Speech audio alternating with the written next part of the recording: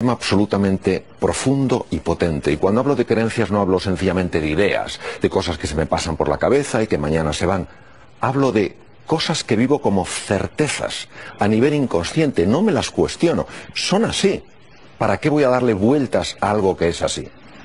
¿Qué ocurriría si esto no fuera exactamente así? ¿Qué pasaría si aquello que nosotros creemos afecta a aquello que nosotros creamos? ¿Qué pasa o qué pasaría si yo pienso, tengo la certeza, la creencia profunda de que no puedo? ¿Tendrá esa creencia la capacidad de superar las capacidades naturales de mi cerebro y evitar que algo que yo podría lograr lo pueda lograr? Pues lo que nosotros sabemos del punto de vista científico es que es así. Es decir, las creencias tienen la capacidad de crear realidades en el ser humano. Nosotros, cuando vemos techos, tenemos muchas veces la sensación de que esos techos no se pueden romper. Y eso genera una sensación de indefensión, de pequeñez, de insignificancia. No puedo, no alcanzo. Lo que me gustaría es plantear la siguiente cuestión. ¿Qué pasaría si muchos de esos techos que para nosotros son de cemento, en realidad fueran techos de cristal? ¿Acaso, si fuéramos más conscientes de que lo que nos separa de otra realidad mucho más inspiradora, mucho más potente, es un techo de cristal, no haríamos el esfuerzo de romperlo? Pues lo que vamos a ver es de qué manera el ser humano puede transformar esos techos que ve de cemento en techos de cristal. Lo cual no quiere decir que el ser humano sea ilimitado, esto sería una prepotencia y una arrogancia. Quiere decir que el ser humano se limita a sí mismo mucho más de lo que él sabe que se está limitando. Esto es un cerebro humano. Estoy profundamente enamorado del cerebro humano y sé que no hay problema con el cerebro. El cerebro tiene una capacidad tan asombrosa de acercarse a la realidad, de conocer la realidad, de establecer relaciones causa-efecto. Pero ¿cuál es la misión del cerebro? La misión del cerebro fundamentalmente es una, ayudarnos a sobrevivir y adaptarnos. Y para eso, ¿qué tiene que ser capaz de lograr? Tiene que lograr eso que es ver posibilidades donde no son obvias. Por tanto, cualquier persona hoy en día, incluso una situación tan compleja como la actual, no podemos minimizar la seriedad del contexto en el que estamos. Cuando una persona no está viendo posibilidades, me gustaría plantearle que tal vez no esté dejando que su cerebro haga realmente su función. Aquí pongo un ejemplo de un cerebro que buscando esas posibilidades en un momento determinado encontró en las selvas perdidas de la península del Yucatán o de otros lugares tesoros absolutamente fascinantes. Nos pasa igual a las personas. Lo que ocurre es que en una metáfora que tiene pues obviamente sus deficiencias, pero si comparáramos el cerebro a un ordenador, lo que yo tengo de ese ordenador no depende solo de la calidad de ese ordenador, sino del programa que yo estoy introduciendo, el sistema operativo. Los seres humanos a través de la mente podemos generar procesos, sistemas operativos que evitan que el cerebro funcione al nivel de sus verdaderas posibilidades. ¿Qué pasa? Que mientras yo no cambie mi capacidad de observar, mientras yo no sea un observador diferente de la realidad, mientras yo no mire de otra manera, ¿cómo voy a ver una realidad diferente? Es decir, la invitación para todos nosotros es la de convertirnos en distintos, en diferentes observadores de la realidad. No en convertirnos en una persona distinta a quienes somos, sino ser mucho más quienes somos. Y desde este ser real, observar. Por ejemplo, un niño, ¿cómo observa?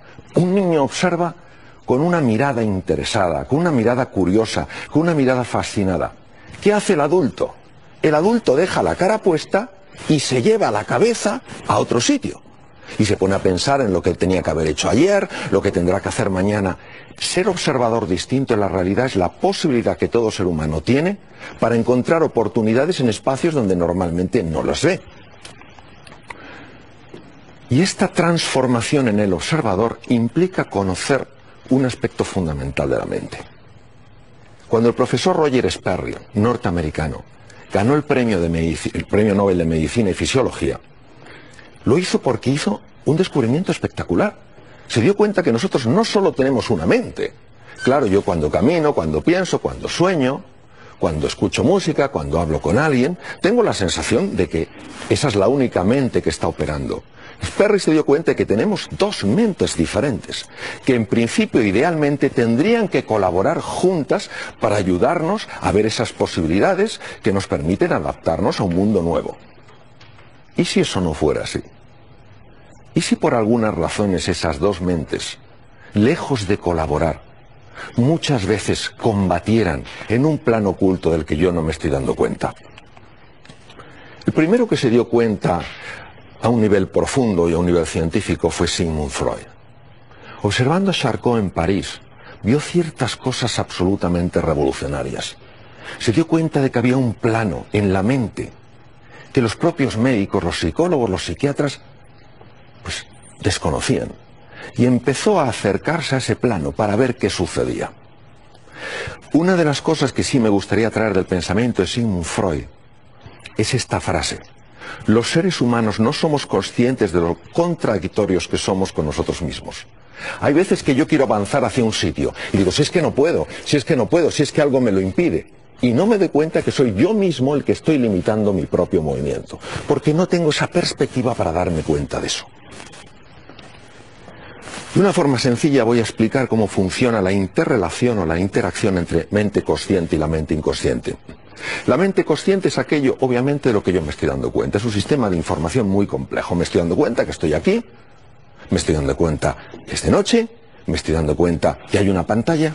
La mente inconsciente es una mente oscura. Y cuando digo oscura no quiero decir mala ni perversa. Quiero decir que trabaja por debajo de la conciencia. Nos interesa precisamente la mente inconsciente, porque es la que más afecta a la hora de aflorar recursos o mantenerlos cautivos y secuestrados. Dentro de la mente inconsciente hay que distinguir dos apartados bien diferentes. El primero es lo que se llama la mente repetitiva, generadora de automatismos. Por ejemplo, ¿a quién no le ha pasado lo siguiente? Tengo hoy una reunión muy importante, lo esencial es que no diga esto, y vas justo y dices eso. O quieres hacer una cosa y vas y haces la contraria. O has decidido dejar de fumar y de repente ves a una persona fumándose un cigarrillo y tienes como una necesidad imperiosa, como más intensa que la que tenías antes.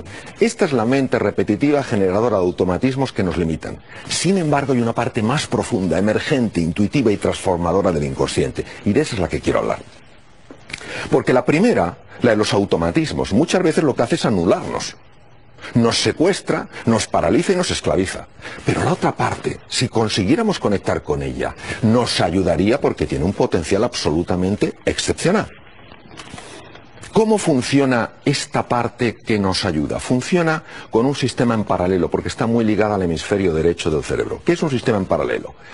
Un sistema en paralelo es muy fácil de entender. Es que yo voy cogiendo información de distintos sitios que aparentemente no tienen ninguna relación entre sí, y encuentro una relación que es creativa, que es innovadora y añade valor a mi vida.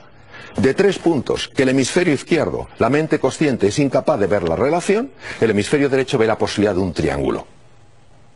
Pero ¿qué pasa? Que yo no soy consciente de que él está generando ese tipo de conexiones, analizando todos los aspectos que pueden tener en común cosas que a nivel consciente parece que no tienen nada en común. Ahora, ¿cómo se accede a nivel del inconsciente? Para acceder al nivel inconsciente es esencial entender el impacto de las emociones. Si una persona no está entusiasmada con algo, no está determinada y resuelta a lograr algo, si no es persistente y no es paciente, esa parte que ayuda del inconsciente no se pone en marcha, porque esa parte que se pone en marcha no se pone por un razonamiento lógico, sino por un vínculo emocional, ya que el hemisferio derecho está mucho más vinculado con el sistema emocional que el hemisferio izquierdo.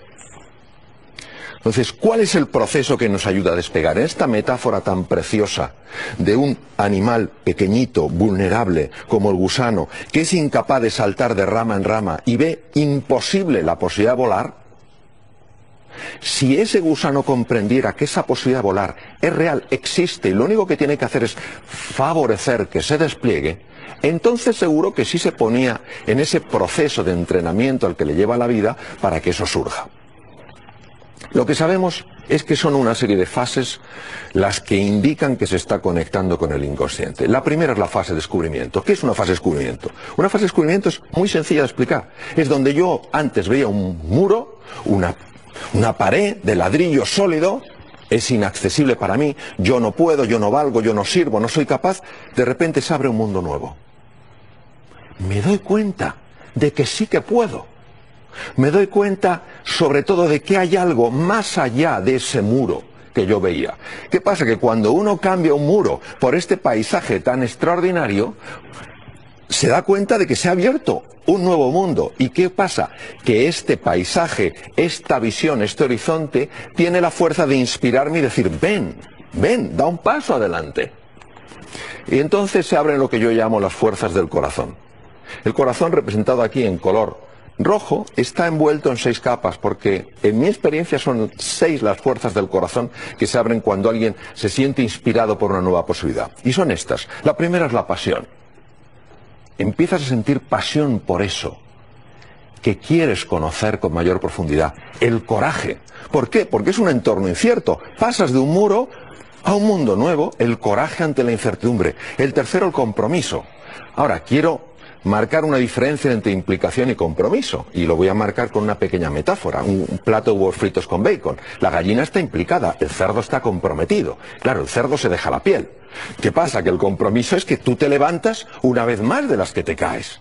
La implicación es, bueno, yo lo intento, que va mal, claro, yo sabía que en el fondo esto no iba a funcionar. Por eso es fundamental el compromiso, la determinación, ser inasequible al desaliento, la persistencia y la paciencia. Todo esto es importante que sepamos que está abriendo el inconsciente de par en par. Pero como normalmente no damos demasiado valor a las fuerzas del corazón, pensamos que todo depende del intelecto, no nos damos cuenta, no somos conscientes de lo que está sucediendo, porque sucede, digamos, en un plano bajo tierra, como el crecimiento de una raíz que no lo vemos cuando solo miramos desde fuera.